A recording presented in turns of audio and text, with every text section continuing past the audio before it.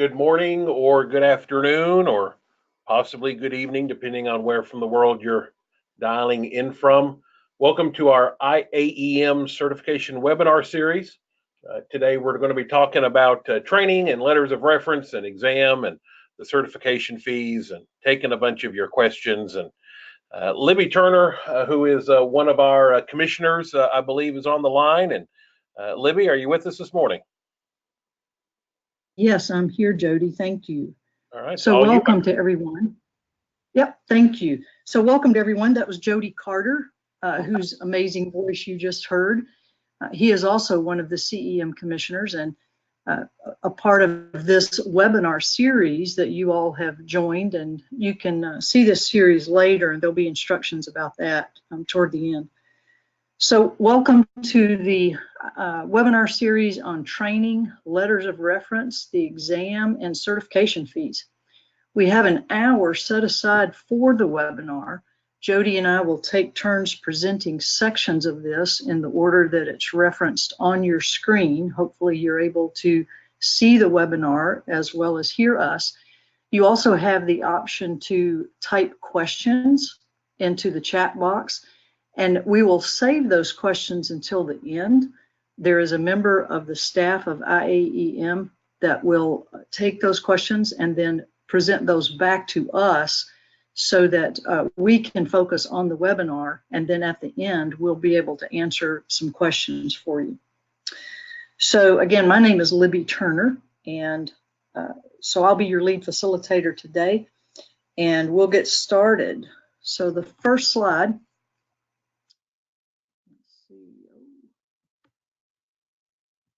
Already having a problem. There we go. All right, so certification training. There are two areas of training that you will be entering into your application, and it's great that we can do these online now. There's emergency management and general management. For a new CEM certification, generally speaking, you have to document 100 contact hours within the last 10 years, and no more than 25 of those hours can be in one topic area. So you may take a course that is 30 hours long, but you're only going to get 25 hours of credit for that course. And if there are two courses with the exact same topic that you've taken over the last 10 years, then you'll want to be careful about that as well. Some of the tips that we share, and these are important, the tips are important. You can look on the IAEM webpage. There is a section on certification, and there is what's called the certification corner. There are lots of resources in that certification corner that will help you with all of the pieces toward your CEM certification. One of those, and the one listed here, is the IAEM training allocation table. That training allocation table is updated regularly, but it's put together to specifically address many of the common courses that are used for the certification. And you can look on that allocation table to determine how many hours are granted for a specific course and which type of certification. So if you're not sure, is this emergency management or is this general management, then you can look on that allocation table and it will tell you. Some courses could qualify for either. And then in those cases, you can choose according to the number of hours that you have available to enter, which you would like to use that for. Again, the training allocations table posted online, and this gives the second bullet there gives the complete address to the IAEM.org website to get to the resource center. If the training is not listed on the training allocation table, then you would need to provide a course syllabus so that these commission members that are looking at your application can make some determination about whether that course is applicable and whether it falls under general or emergency management, although you should make that determination before you enter it because you'll be entering it for one or the other. All right, so we're going to go to the next slide. Again, you'll see at the top of the page just a constant reminder that 100 contact hours within the last 10 years for each of these categories. Sometimes people think just in terms of 100 hours total, but it is 100 hours for each category. And these 100 hours have to have been courses that you have completed within the last 10 years before your submission of your application. So it's interesting and unfortunate that there are a number of times that I see applications with training submissions that are 12, 15 years old. And maybe it's just an error on some occasions, but those courses cannot count. I will also add a personal tip from a commissioner that's been doing this for several years now, and I will tell you that it doesn't hurt to add a few hours beyond 100, because if for some reason you have made an error and one of the courses that you've submitted is not applicable or cannot be counted, maybe you did make a mistake and it is over the 10 years, or you put something in general management that should have gone in emergency management or some such thing. If you have a few extra hours there, then that might put you over the top. But let me be clear, it is not necessary to document hundreds of hours or even 200 hours, which we find sometimes because we review each of your submissions. And the commissioners are volunteer commissioners. We love doing this. We love helping people earn the CEM certification. We believe in emergency management as a profession. So you don't need to overdo it, but you may want to consider certainly maybe a little padding there for your submissions. In the tips section on this slide, you'll see do not use any courses that have made up or will make up, if you're in the process, your bachelor's degree in the training session. However, if you obtained a bachelor's degree or higher in emergency management or a related field, it has to be specifically related, then you may not need to document all 100 hours of emergency management training. And there is a chart on the next slide that we'll look at to clarify that. That is also on the website as far as the information. All of it's on the website, but we're trying to highlight some specific things here today. So if you have obtained a bachelor's degree or higher in emergency management or related field, then you'll want to look at the chart on the next page that I'll show you, because you may be able to reduce the number of hours that you have to submit to emergency management. But you cannot double dip. You cannot use bachelor degree courses for your education requirement and use them for your emergency management requirements. Courses that are earned as a part of a master's degree or some higher education degree, or even a subsequent bachelor's degree, can be used toward your general management training. So if you have a bachelor's in emergency management, and we'll look at the chart on the next slide, you may be able to reduce from 100 emergency management hours to something less than that, but you cannot use those hours for your bachelor's degree. You cannot use those specific courses as training submissions. I hope that's clear, and if it's not, please do ask questions and we'll come back to it at the end. Let's go to the next slide, and then you'll see the chart, and maybe this will make it more clear. So if you have a bachelor's degree or higher in emergency management or a related field, and the time since you've completed your degree is 0 to 3 years, then you don't have to submit any emergency management training at all. If it's more than 3 years up to 4 years, you only have to submit 20 hours of EM training. And then the chart increases all the way up, so that if it's been more than 7 years since your degree, then you have to meet the requirement for all 100 hours, classroom hours of emergency management training. So you'll want to keep this chart handy if you've gotten a bachelor's degree in emergency management anytime in the recent less than 7 years. Again, you may not use your degree for both the education requirement and the emergency or general management training hours. All right. And then how to count hours. If you're using certificates from courses that have hours noted on them, that's actually very clear. It's pretty simple and straightforward. And if there's a single CEU, then it counts as 10 classroom hours. 1.5 would be 15 classroom hours, and so forth. A lot of the FEMA certificates will have the classroom hours printed on them, and if they don't, then you will typically be able to find those on the training allocation table.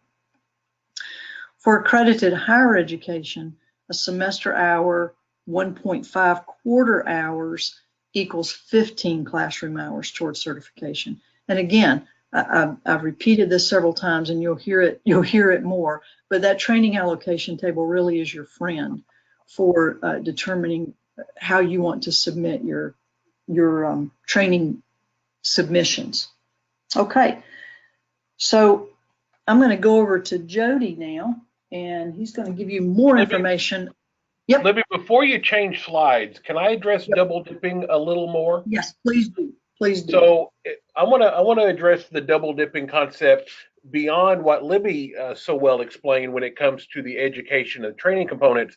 Folks, I want y'all to remember that the double dipping concept applies throughout the entire application. So while today we're not talking about the experience or contribution sections, we do occasionally see where someone will submit an exercise or a real world disaster for experience, and then we'll also submit that same involvement, that same activity as a contribution, or something along those lines. So throughout the entire application, that idea of double dipping is something that we apply across the board. That if you've submitted a training event or a contribution or an exercise in one location, you can't use it again at another location. So Libby, I kind of wanted to expand on that double dipping a bit as we move into slide 5. And as we move into slide 5, everybody, we're looking at some of these trainings and different ways that you can find them, different sources or types of training. Libby, if you wouldn't mind hitting the next slide. That's great information, Jody. Thank you for sharing that. Yes, ma'am. Let's get to the next one. There we go. All right, thank you, ma'am. And so whenever it comes to either emergency or general management training, there's a bunch of different sources of training hours that you can meet and that you can submit. Remember, on any of these, Libby mentioned it earlier, you've got to submit verification that you've completed the training, so a certificate or something along those lines from a third party to validate and verify your participation. And then if the class is not in that training allocation chart, you also need to submit a syllabus or something equivalent showing us what the class was about.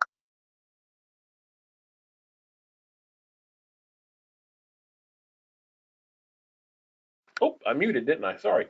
So what was the last thing I said? Libby, what was the last thing you heard?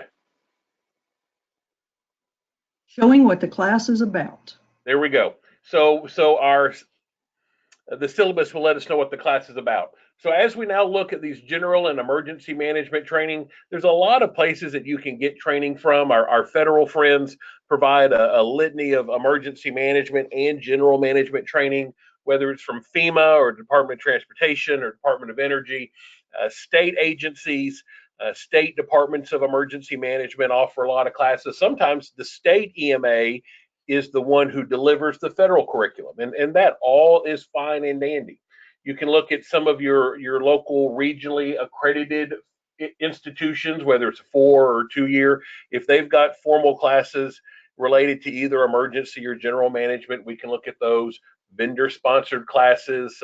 There's a lot of military programs. I know the Air Force has a really strong emergency management program, and the Coast Guard does, and several of the branches do And so any of those military programs, we can accept those trainings. Private organizations, professional. If you come to a IAEM conference, there are training opportunities there as well.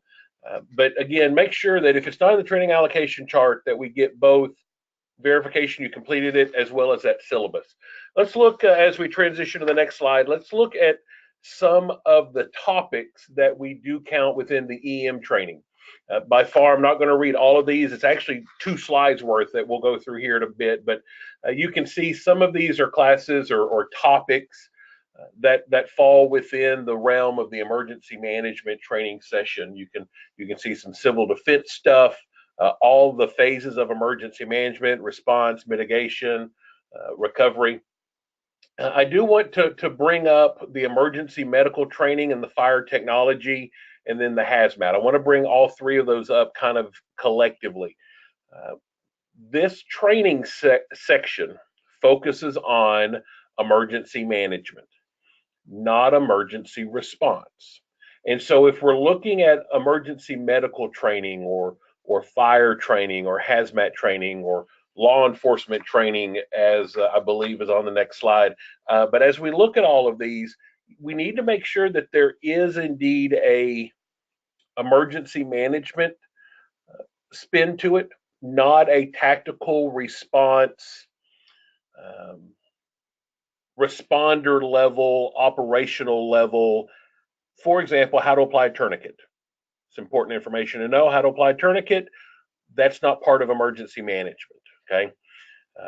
How to triage a person in emergency medical would probably not fall within what we mean here. However, mass casualty incident management would fall within emergency management training. So just make sure that as you submit these, that you do keep the overall comprehensive emergency management focus in mind, and not as much on the tactics and response centric training that we get in EMT school, paramedic school, or that you get in law enforcement training or the fire academy. So moving on to the next slide, there's some additional lists here. There's incident management, so the NIMS classes fall into here very well. Law enforcement's not listed, but law enforcement would fall into those few words I had just a moment ago. Shelter management, some security, training and instruction. So some of our train the trainer courses would fall into this. And so as we're kind of flipping through these, make sure again, verification of completion, a syllabus if it's not on the training allocation chart, and make sure that it is falling within the emergency management realm. Here's general management training. So these are some concepts, some topics within general management. Some of your behavioral and social sciences, it doesn't have a bullet next to it, but behavioral and social sciences. So a general psychology class or psychological first aid might fit into there. Some writing training, some ethics training, some management training, HR, leadership, strategic planning, volunteer management. I remember a fantastic FEMA course I took a few years ago. It was donation and volunteer management. It was like a 3-day class, fantastic class. That would fall into GM training rather well. And so again, make sure that you have all the required documentation and that indeed it does fit into that emergency or general management overall arching. I think Libby now is going to talk to us about the actual submission and how to click the buttons online. Libby, back to you, ma'am.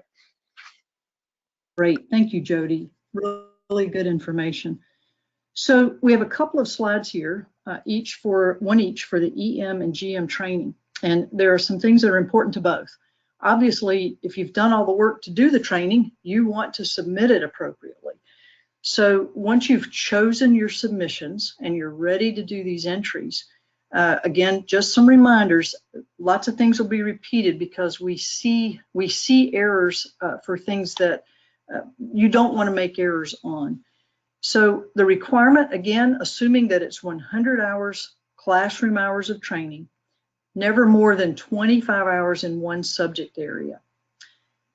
Jody just talked about a number of the disaster or emergency management trainings that qualify. So I won't repeat those, but this is what you'll see on the page where you do your submissions. So these are reminders, but again, in that certification resource section on the IAEM.org webpage, you'll find additional resources that will expand your possibilities and that will give you more information. So 1 semester hour of college credit is equal to 15 classroom hours. 1 CEU or continuing education unit is equal to 10 hours. So make sure you're distinguishing between those so you count your hours appropriately. It is really important to remember that each submission is individual. So each course that you are submitting for credit has to have a separate submission.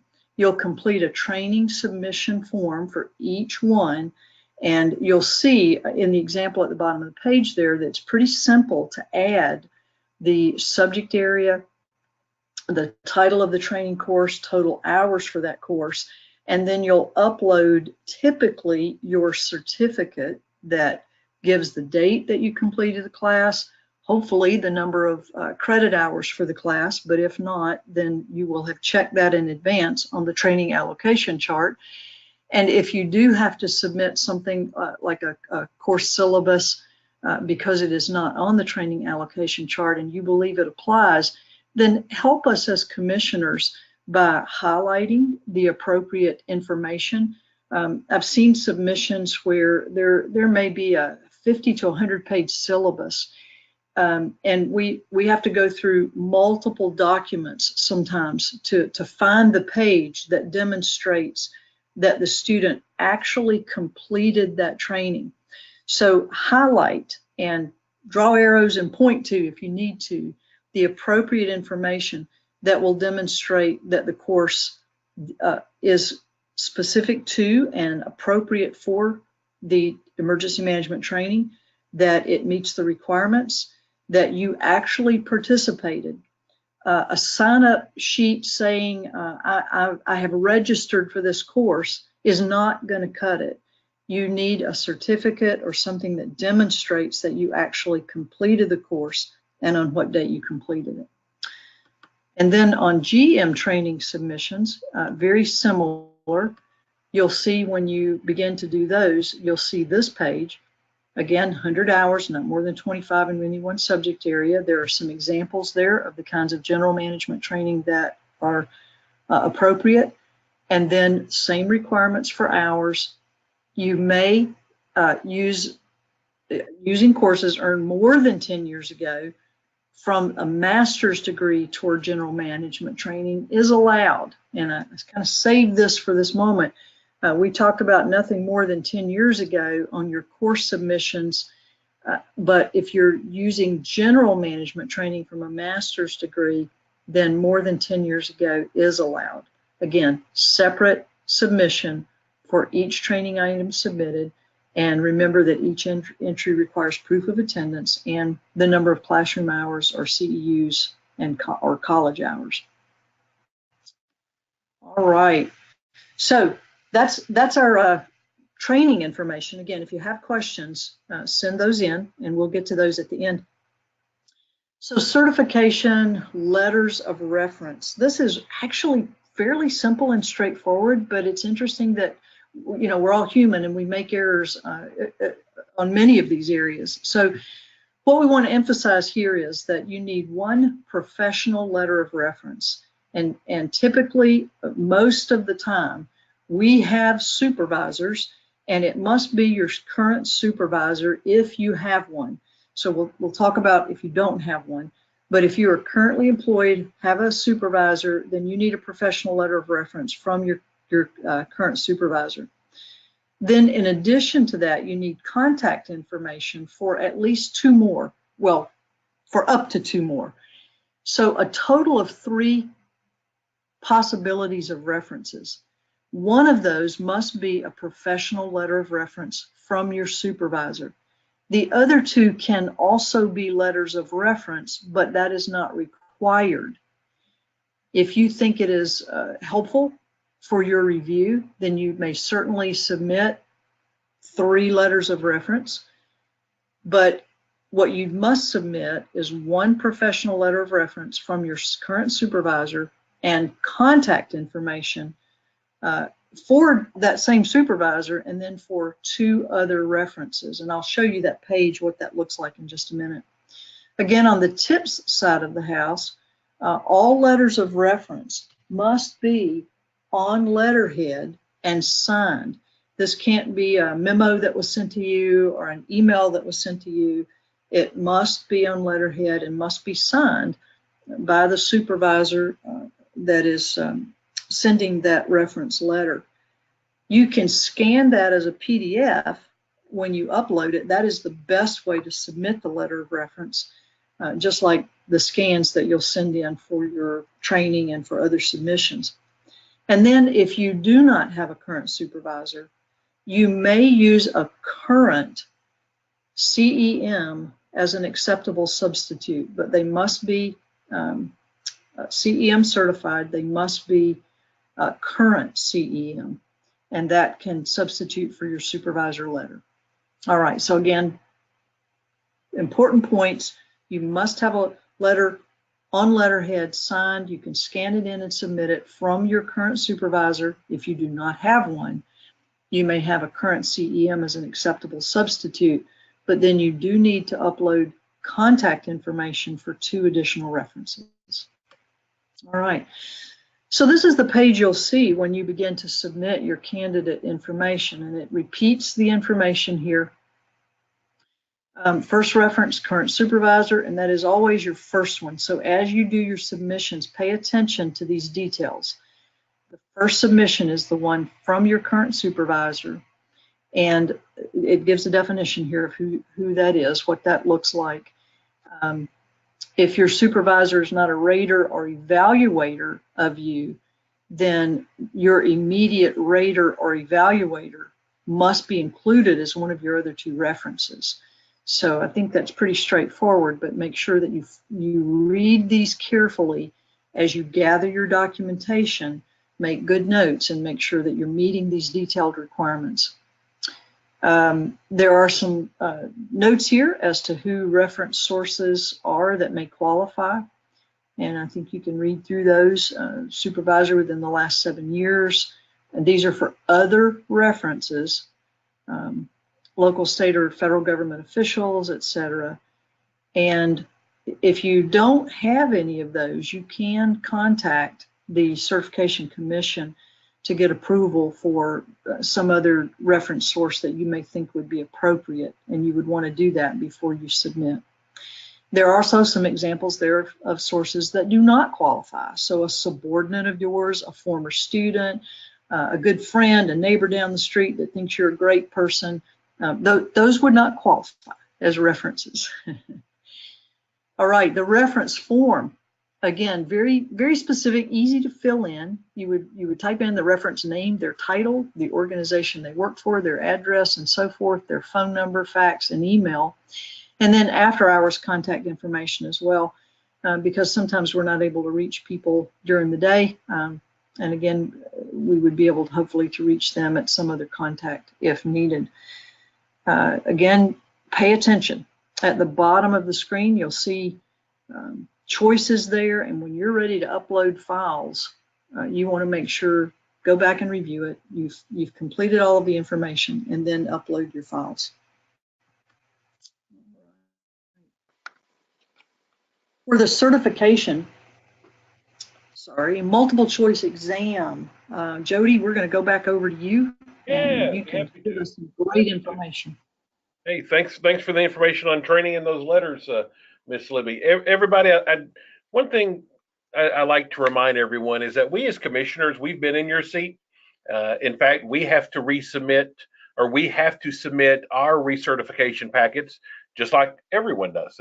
And so we go through this process ourselves on both sides of the table, and we understand.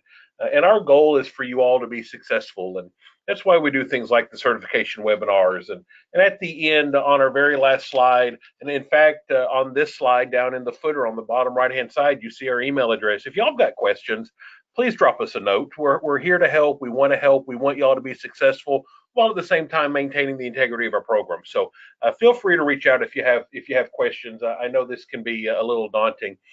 In addition to the application, one of the requirements that we have is that you pass a multiple choice exam. It's a 100 question test. You've got to pass. You have to get at least 75 of those 100 correct. We've got two versions. One is country specific for those in Australia, New Zealand, Canada, and the US. And then we have a second version that is international for all other practitioners besides those in those four countries. The certification exam, as we go to the next slide, has recently undergone an interesting change, whereas it's now an electronic exam. Up until just a few months ago, it was a pen and paper exam. We're now going to an electronic online exam. The exam still has to be proctored by a person who meets one of the requirements. It's right there under the fourth bullet, the approved proctors and venues. Could be commissioners, board members, high school or community college, military training, so what have you there on that fourth bullet. But you do have to pass the test. It is now electronic. You may not provide your own computer. The proctor must provide the computer for you. So don't worry about having to bring a laptop or a tablet or setting up a desktop or whatever. One of our requirements is that they have to provide the computer as well as proctor you. You can take it up to twice. You have two chances to pass the test. You can take the exam before or after you submit your application. So you can do the cart or the horse, no matter which way. You can do them either way. You've got a 1 year time frame, begins either once you pass the application or once you pass the exam. So you have that 1 year. And there's more information online and in that study guide brochure to tell you how to get the exam set up. So it is a 100 question test, and you do have to take it at an approved proctor. It has to be proctored by an approved proctor. There is also a fee involved with this. As we go on to the next slide, that our fees, if you are a current IAEM member, the certification fee is $395. If you're not a member, it's $595. And then to recert, every 5 years we have to recert, and that recertification fee is either $250 or $325, depending on your status as a member of the organization. So 100 question test as well as the fee. Libby, what about some common pitfalls? Well, fancy that you mentioned that. That is exactly what's next. So you've heard us talk about a few of these as we've gone through the presentation so far. I think that some of them are just common pitfalls. So these are things to avoid. The first one, incomplete, sloppy, or out of order application. The very best thing for you to do is to organize your materials, all of your resources, in sections as you will enter them. Make sure you've gone back through them, go through them again, and go through them again. And ensure that your submissions are pristine and ready to be uploaded in order, and that they meet all of the requirements, and that you have carefully looked at those details. Then when you begin your submission, you'll have a much easier time going through that in order and knowing what you've submitted. And if there is an error somewhere, you'll have all of your documentation together so that if there's an opportunity to correct something, or if you'll have it all there and be ready to do that. Lack of signatures. We see many times incomplete documentation that does not have appropriate signature. We can make no assumptions as we review these applications. We may even know the person whose application we are reviewing, maybe some professional affiliation. And we know they're a great person, and we may even know that they've done some particular thing. But the documentation and validation must be there. So ensure that all of the appropriate signatures have been required, and there are other webinars on other pieces of the submission process that will highlight some of those other details.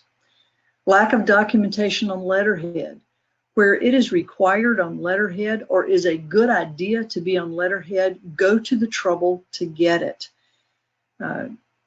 Lack of independent validation of claims. That's a really big one. We see that a lot. Someone sends in something or writes in the boxes that are provided to explain something about an exercise or some other thing that they've done, but there's no independent validation of their claim. It's not that we think everybody that applies for CEM is trying to lie to us. It's that we have this standard for everyone. So we all are required to provide independent validation of our claims. So if we say we did a particular thing, then we have to provide documentation that's other than our word for it. More than 25 hours per topic area. We discussed that, I think completely in the training section. Double dipping. Jody addressed that terrifically. Think about that throughout your entire submission. Don't count the same accomplishment twice. And I would also say this to you. When you are planning your submission, don't wait until close to the submission time, until your time is about to run out, to try to pull together all of your documentation. Do it early. Identify the gaps and get those completed. Many times double dipping occurs when someone realizes at the last moment that they don't have enough of some particular thing, and that will show itself in the training area many times. And then finally, not reviewing the list of resources. We've stated several times that on the IAEM.org website, there is a list there, a section of resources, recommended publications, as well as country-specific resources, things that are used to make up the exam, and even sample questions of the exam within the study guide. So review all of those resources on the website. They're put there in order to help us to be careful and to be clear and to submit good applications. And Libby, if I may, I would like to add one more pitfall that's not on the list, and shoot, maybe we can even add it. Is the type of attachments that people send us. Libby, I don't know if you've had this, but there have been several times where it was not one of the more common attachment types, and we've just not been able to open the file.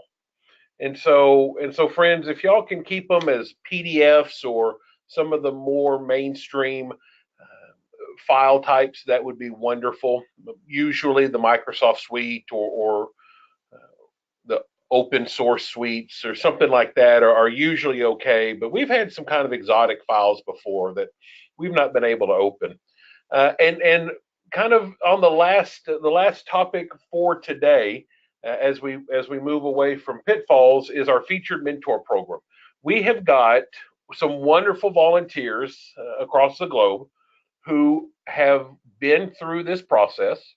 They're not commissioners, they're not on the CEM commission, but they're volunteers that have been through this program, that they have submitted and received the credentials, and they've been through a little extra training, and they've been trained to help our applicants through the process.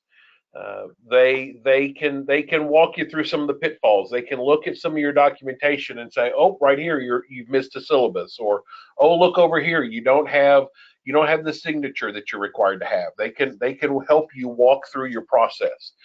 So I would strongly encourage you to find one of our featured mentors and connect with them. The website's on the bottom, the IAEM.org/certification/ you can see that on the screen. Now, I will tell you this, as of today, April 10th, 2019, at 12:30 Central Time, I just checked our website. The featured mentor page is being revamped. We had a server, we changed web hosts, and the featured mentor list, as of about 10-15 minutes ago, was not on the website. We're hoping, expecting it's supposed to come up any day now. So keep an eye on that website for that list of featured mentors. Or if you have a very specific need, the very bottom right in the footer, again, is our email address, info@iaem.com. Drop us a line. Drop us a line and let us know. Also, Chelsea just put in the chat room that if you would like a mentor before that page comes up, email Chelsea. Her email address is right there. I'll read it just for the record. It's chelsea@iaem.com. So email Chelsea. She's one of our staff members that really supports us and keeps this program going. So drop Chelsea an email or there at info@iaem.com. Libby, back to you to wrap it up and then start Q&A, ma'am. All right. So that's great. And if you need to get in touch, contact us. This is the final slide. Jody already mentioned about the website and where you can go and the good information about the mentor program. The only thing I would add is that just the mentors will not, and the CEM commissioners certainly, will not be able to look at something and say, oh yeah, that definitely will pass. We can't pre-approve your application. So just so that that's clear, I have had some folks to call me and say, will you review my packet and tell me if it will pass? Well, we can't do that. We can certainly offer information. We can tell you things to consider and think about, but your mentors can certainly assist you with this process. And it's an important process. It may seem, and it is very detailed and specific. Our profession is a professional profession. We don't take it for granted and we don't take it lightly. So we like to see that those who are providing submissions for this certification also take it seriously and will uphold the profession to be as important as we agree that it is. So with that, we'll pause for a second and see if we have questions that we can answer for you.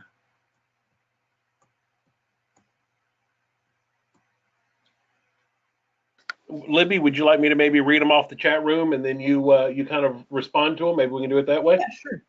All right, let's do that. So Libby, our first question comes from Jonathan. And Libby, I'll admit I was actually looking through the training allocation table to see if I could find an answer to his question. So if you'll like me to answer it, I'm happy to. Yes. Jonathan wants to know if the Naval War College master's courses or any other military staff colleges, so any of the courses, the master's course from the Naval War College or from any of the other military staff colleges, will they count as EM or GM?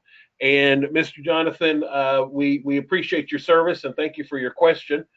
Looking at our training allocation chart, the only war college that I specifically see called out is the Air Force, is the Air Force Air War College.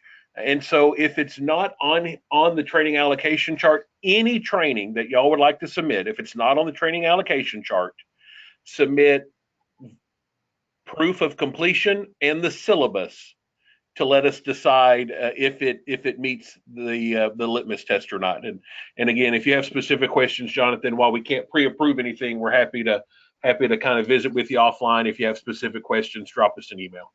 All right, next question comes from Earl. Libby, this one will punt over to you from Earl. Do I have to have a degree to be considered for the AEM? I don't think we really talked about that. Would you kind of talk a little bit, Libby, about AEM versus CEM and the degree requirement? Right, we did not talk about that. There is, and I don't want to misspeak, so I'm looking at the website myself.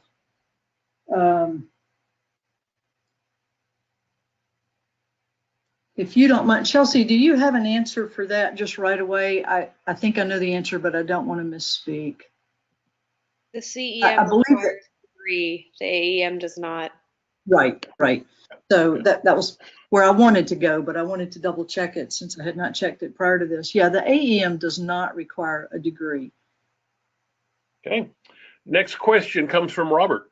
Would the degree reduction in EM hours apply to the AEM since the AEM doesn't require a degree? Wow, I have not had that question before. Chelsea, do you know? Have you had that question before? So I'm happy to take that one, Chelsea, if you'd like. All right, great.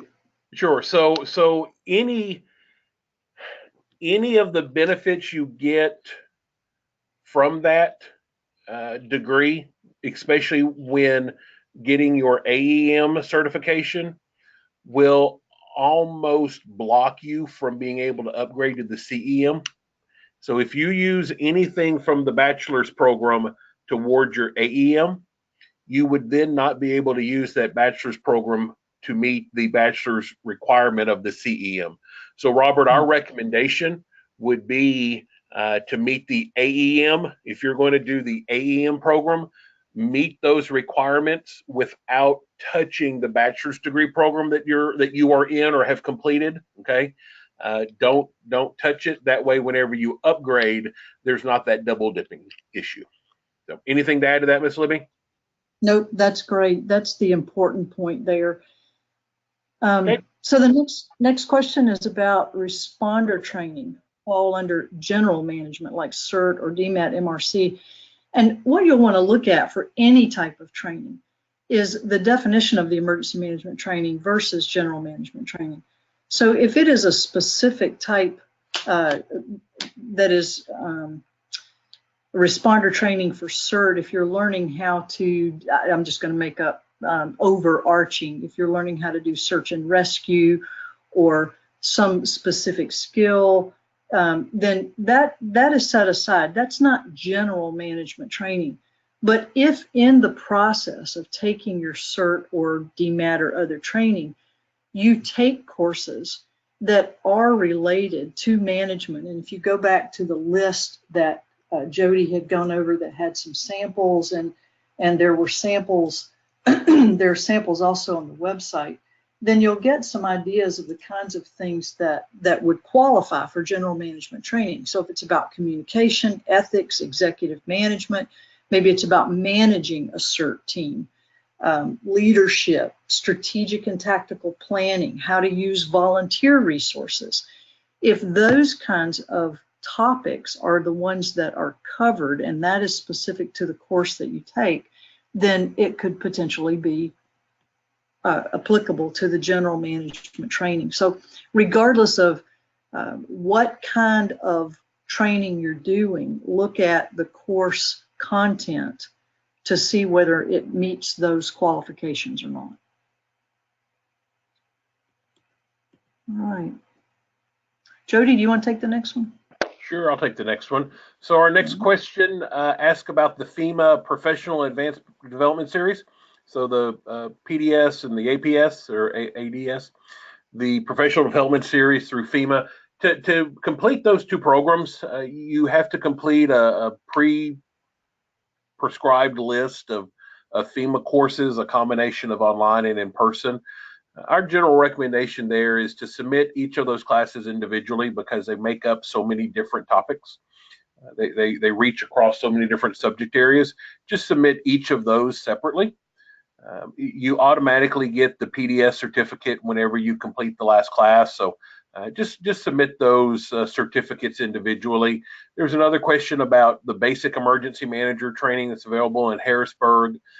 So similar, that would probably fall. I'm not familiar with that class, basic emergency management in Harrisburg. I'm not familiar with that class. If you had a class number, then you could cross-reference it with the training allocation chart. It would probably fall under the emergency management section. Just make sure if it's not on the training allocation chart that you submit both a proof of completion and a syllabus to let us know what the class is. Let's see. So the next question is about the disaster finance class. And the question is, would disaster finance fall into general management? It is likely that it would. Again, I would just reference you back to the training allocation table. But discussion of how to handle finances, how that is managed during disasters or in emergency management settings, that likely would fall into the GM category.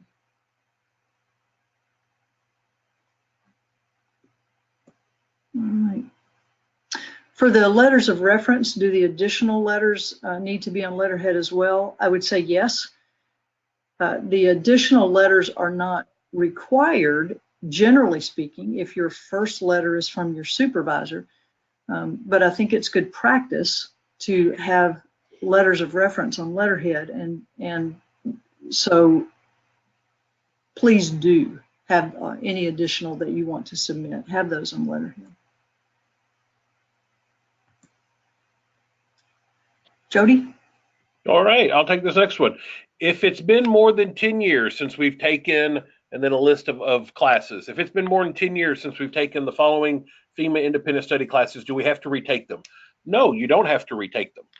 Now, you can't submit them for the application, but you don't have to retake them. If you would like to submit any of the FEMA independent study courses, they do have to be taken within the last 10 years. So if it was more than 10 years ago and you particularly want to put any of the FEMA independent study courses, particularly the ones around NIMS, which is what this question is, if you do want to include them in your application, then you would need to take one of the updated versions. And just quite frankly, I'll tell you, there have been so many good changes that they have made to the 100, 200, 300, and 400 curriculum in the last several years. If it's been more than 10 years since you've taken it, retaking it's not a bad idea. They've added a lot of good material to it that you'll really enjoy. So you don't have to retake it, but if you don't, you're not going to be able to submit it for the application. Libby, how about you? This one's right up Libby's alley. All right, required to prove involvement with federally declared major disasters. So this is outside of today's webinar. However, it's a good question. It falls into the experience category. If you have been on a federally declared major disaster, you could use this potentially for a couple of things. You could be using it for a contribution, maybe under other, or you could be using it for disaster experience. On the website and on your submission page, it states that you need something like the incident action plan to demonstrate kind of the breadth of the disaster. And then you also need documentation that shows what role you played, what your responsibilities were, how long you participated. We've had submissions for involvement on disasters, and it doesn't have to be federally declared, oh, by the way, for your submission, but we've had maybe someone that goes out and performs a single role that is very specific and does not participate, only participates for a couple or 3 days. And I would question whether that type of participation is the intent of the experience submission. So if you read more about the experience submission, you'll know more about what is required for that. But again, the requirements are listed, they're pretty clear in the experience part.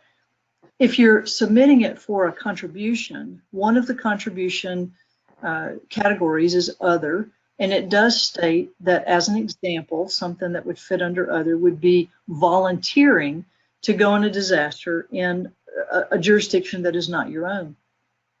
But I think we have to be careful about that in terms of what our day-to-day jobs are. So I have seen some submissions from people whose, I'll just say at FEMA maybe, whose day-to-day job is to respond wherever they're sent to disaster operations. Maybe they are assigned to headquarters or assigned to a specific regional office, but their job is on an incident management assistance team or in a position that requires them year-round to do response.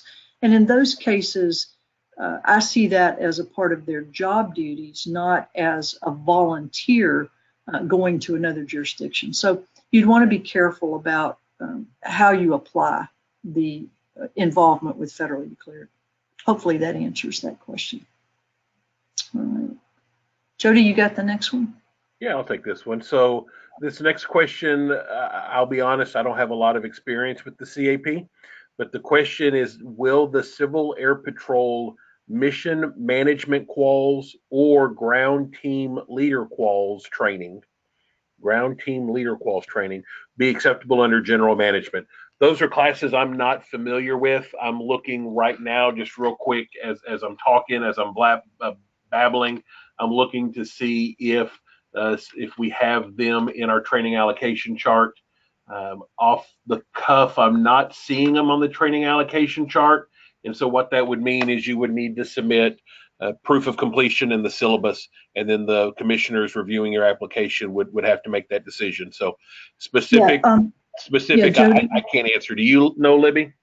Yeah, I was looking the same to see if it was on the training allocation chart, and actually I was able to find it. Were you? Okay. I don't see that specific language, so I'm not going to address the specific language in the question because that's talking about qualifications as opposed to a course. But what I will tell you is that there are Civil Air Patrol courses, actually a fair number of them, on the training allocation chart. So if you just go into find and replace and put in civil air, you'll be able to look up the specific courses that you've taken and see whether those qualify. And again, it's not a qualification that you submit as a training submission. It is the course itself that you've taken. So you're fortunate. It's on the training allocation chart and you'll be able to find it there. There we go. Yeah. Right. So the next question is about, I took a few bachelor's level courses as prerequisites for a master's program outside of the bachelor's degree I earned. Could I count those toward the GE requirement? That sounds a little tricky. What I'm going to do is be real specific about it and just say, let's say that you earned your bachelor's in 2005, and then 3 years later you took some specific bachelor's level courses and you have documentation of those courses outside of your bachelor's degree. Then if they meet the requirements, then they would be eligible. If they were taken as a part of your bachelor's program, even though it might have been, maybe I'm getting a degree in history, but I want to take an extra science course, that one we'd have to look at. I have not considered that question before. So that would be one, depending on which situation you're talking about, that you would want to contact the association directly and get clarification on. That was actually going to be the exact answer I was going to give, Libby. Okay. All right, so we're going to wrap up. We're about 3 minutes out from the end. Thank you for the great questions. Thank you for participating and sticking with us through this. We hope it's been helpful. That is our goal. We see these applications about every quarter, and we want you to be successful in this venture. Again, we're believers in this profession. We live it every day, and so we want you to be successful. Certainly, if you have any other specific questions that were not answered as you work through your packages, contact and get a mentor. If there's anything that you need at all, then you can email CEM info at IAEM.com. You can email your questions there, and then also be sure to check for other upcoming certification webinars. They will help you a great deal, and I think these tips are exactly the ones that you need to be successful in your submission. So thanks for participating, thanks for considering this, and if we can be of service to you in any way, then please do contact us. Have a great day.